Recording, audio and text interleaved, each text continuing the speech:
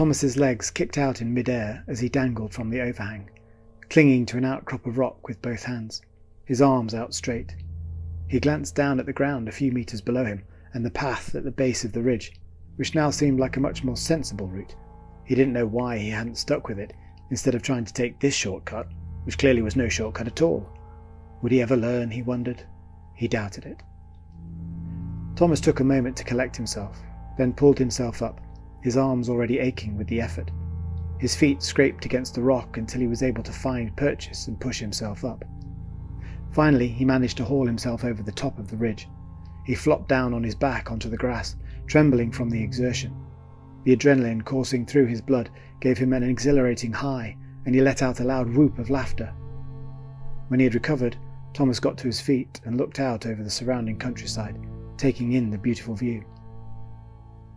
As he stood there, he felt again that gentle tide pulling at his insides.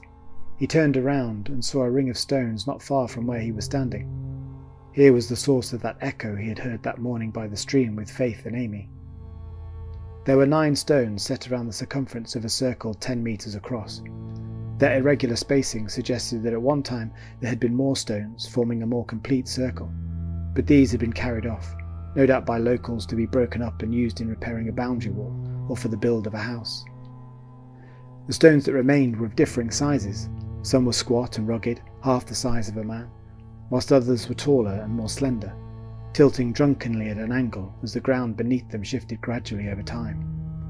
Their surfaces were covered in moss and lichen, and their sharp edges had been worn smooth by long years of wind and rain and freezing frosts. They looked to Thomas like an assembly of oddly drawn characters, with their short round bodies and long dour faces. Thomas walked towards the circle and stopped in the centre. He could feel the atmosphere of the place seeping into his bones. He sensed a subtle vibration in the air, a fading echo of that ancient voice that went unheard by all but the most sensitive types. Perhaps in its day this had been a place of great power. Now, though, it was just a repository of forgotten glories. Even as he thought this, Thomas heard a burst of laughter. He turned around, startled, but there was no one there. The laughter came again, and now he could hear voices. Thomas couldn't make out what they were saying, but they sounded like the voices of women. He sensed movement behind him, and turning once again, he saw the face of a girl hovering in the air a few feet in front of him. She was about the same age as him, he thought, with fair hair, blue eyes, and cheeks flushed with colour. She was looking directly at Thomas, smiling and laughing as she moved in a circle around him. Thomas heard a voice call out behind him, and looking over his shoulder, he saw the face of another woman, this one older, with long dark hair.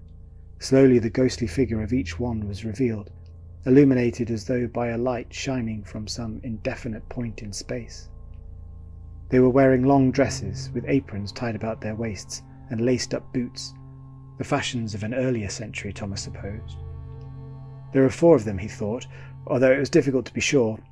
Sometimes they would draw together, their images dissolving continuously into each other, or else they would lose all coherence, becoming drawn-out wraiths billowing like thin veils of mist in the wind.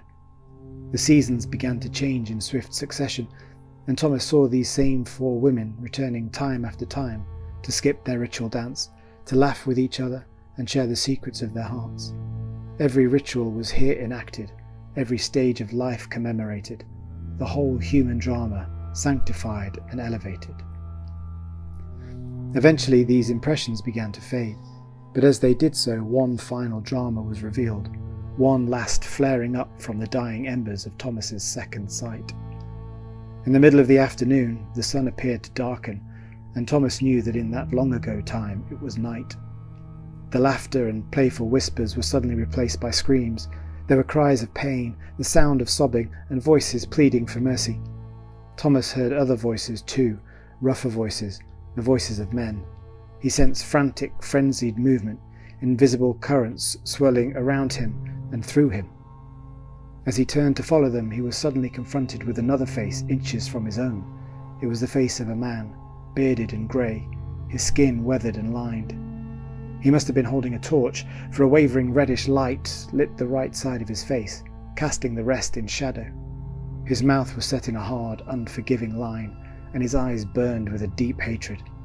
From somewhere behind Thomas Rising above the dissipating echoes, itself already growing faint, a disembodied voice cried out, "It is written, and so we believe, thou shalt not suffer a witch to live."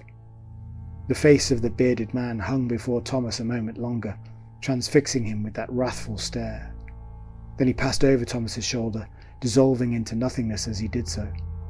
Those terrible screams and their accompanying pleas for mercy still rang in Thomas's ears, but the vision had gone. He was alone once more beneath the mid-afternoon sun.